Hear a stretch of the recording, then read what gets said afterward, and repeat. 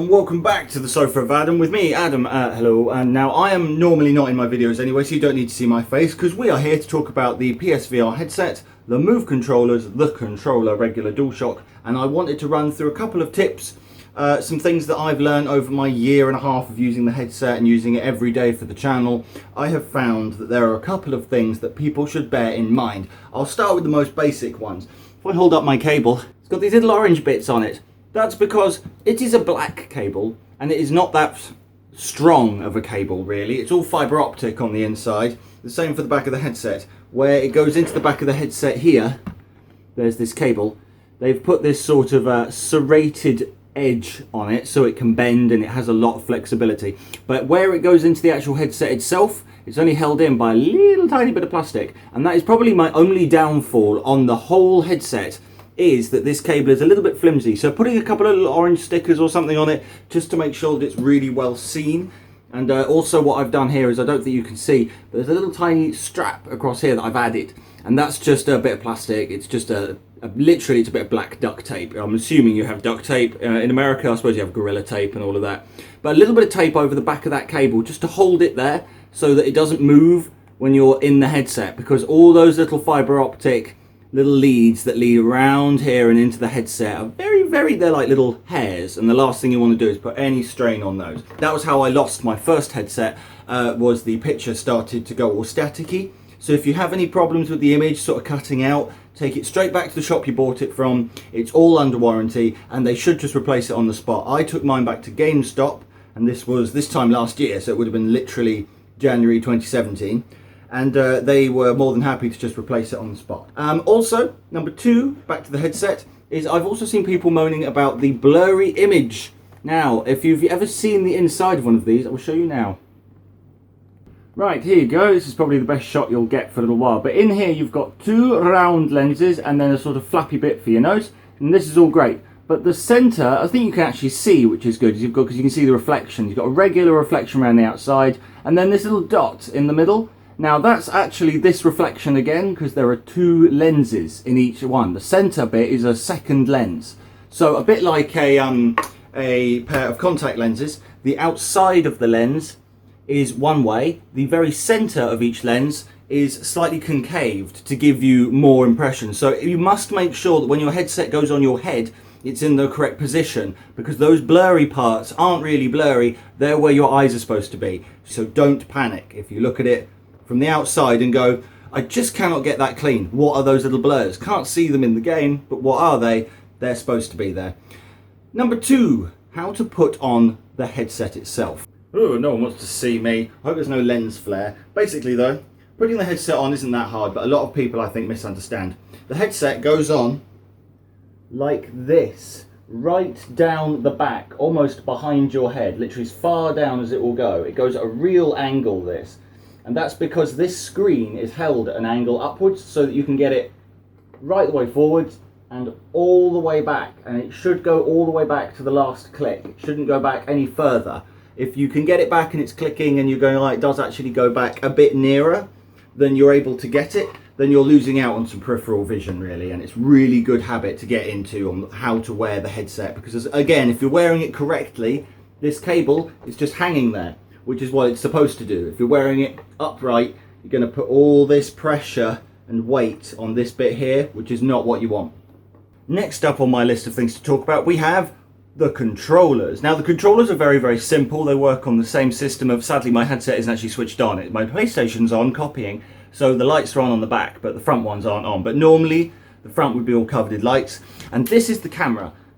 This camera here is what you'll be getting inside your PlayStation bundle, or if you have just bought the headset by itself, you will need a camera. Don't go expecting it to work without one. It uses two lenses, and they give you two sets of tracking, which gives you basically the same as what your eyes have, which is depth perception. So the tracking is really good and works on the idea that if I show this to you here, that is what it looks like to the camera. So then the PS4 camera is able to go, this one is further away because the dot is smaller. This one is a bigger dot, so it must be nearer. And then it uses these two and the headset lights to triangulate very quickly on the fly and work out exactly where everything is in relation to the camera and to yourself. So if you were curious how light tracking works, now you know.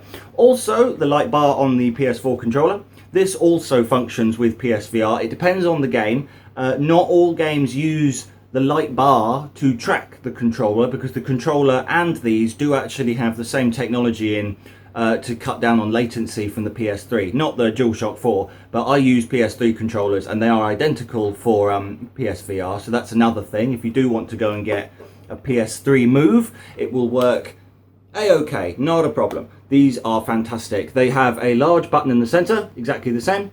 So you've got one thumb button and you've got X, triangle, circle and square. You won't really be able to see those, but they're sort of dotted around the edge of the button, as you can see. You've got the PlayStation button in the middle, and you've got a trigger on the back. Now, lots of people might see these and go, well, how am I going to get used to using a Move controller?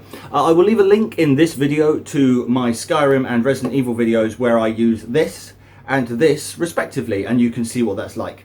Now, a quick demonstration, because there are a few things that you should know before you put one on and use it, so that you get the best out of your experience. If you've got two Move controllers in front of you and you're holding them lower down and the camera is level with your television, so about head height, what you'll find is that you won't have any problems. If you want to play a game sat down and then you're holding your controllers here between you and the headset, you'll find you're having tracking problems. This is because these two lights and your arms can block the headset's view of the camera. Now, the best way to get around this, or what I do for Skyrim, is not to have the camera eye level.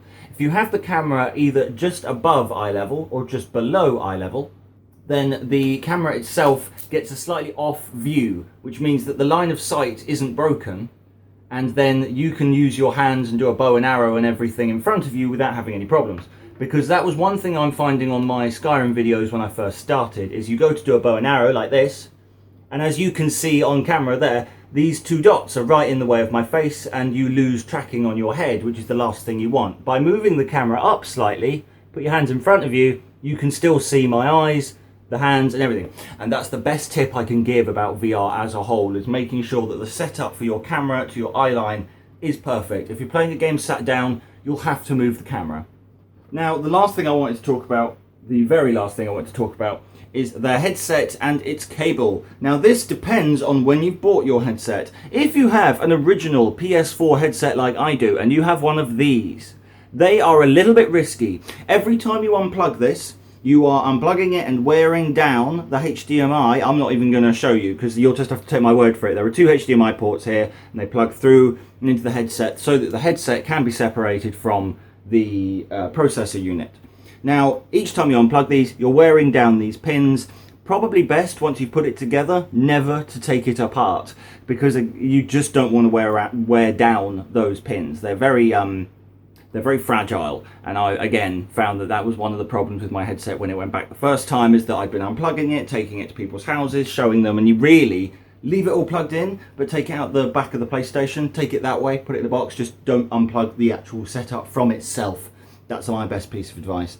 Also, I'll give you a quick demonstration of how to put the headset on, and in my next video I'll be showing you exactly how to set it up on the PlayStation itself. The main issues there being how to do eye tracking, because if you go onto somebody else's headset, there's going to be a slight difference to what your own headset would be like, because there is a part of the PlayStation system and the PlayStation VR system that does eye tracking, so that it can work out the exact distance between your eyes, get the 3D perfect for your face, and it'll work and wonderful properly.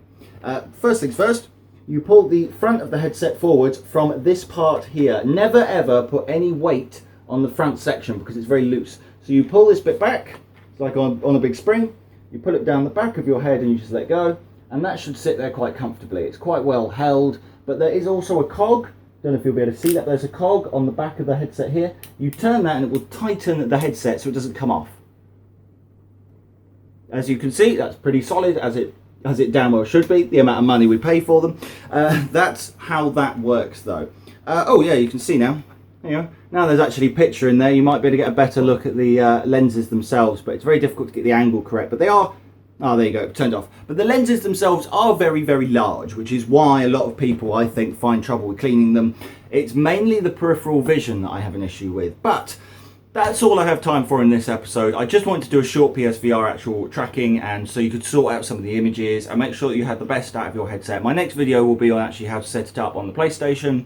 I will show you how to do the eye tracking, where that is. Though, just in case you're panicking, go and Google it. You'll find it. Just put in eye tracking PS4, follow the instructions. Always Google. Cannot stress it enough. If you're ever in doubt, go and check the internet. Google it, because the information is out there, and it's always worth checking with a PSVR or any VR headset rather than leaping in and making a mistake.